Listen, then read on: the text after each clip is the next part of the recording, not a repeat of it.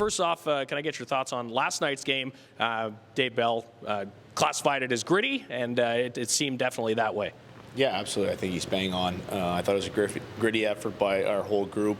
Obviously, Dylan came in and did a great job for us, made some key saves at key times in the game to kind of weather their storm. We knew that they were going to come hard and they were going to come in waves, and when structure broke down, he was there to bail us out. Yeah, I asked Bellsy the same question last night. Was there a point in the night that you kind of realized that he was locked in and he was going to have a pretty stellar night? Yeah, right from the get-go, I thought he was tested early on.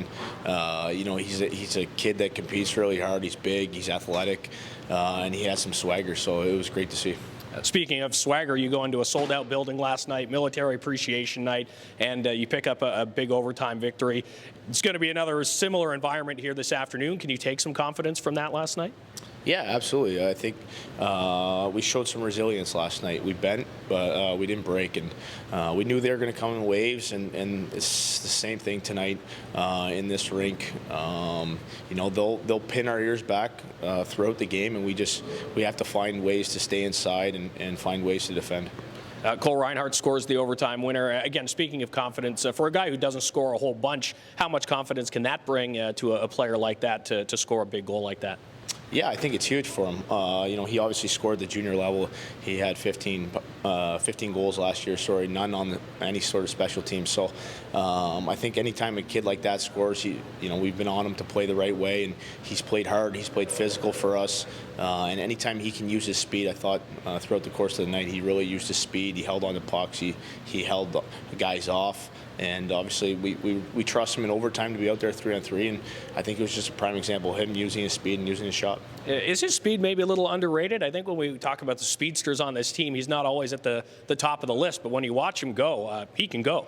Yeah, I think he's got great separation speed. He's, out of the gate, I don't think he's the quickest, but he's a big, strong kid. He's got a lot of horsepower behind that stride, and I thought you saw the separation speed there in overtime.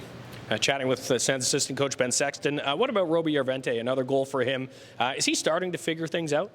Yeah, I think so. Obviously, it takes a little bit of time when you miss an extended period of time like Roby did and the injury that he had. But I think ever since we switched him to the center ice position, it's forced him to be engaged right away. It allows him to get the puck in the middle of the ice more.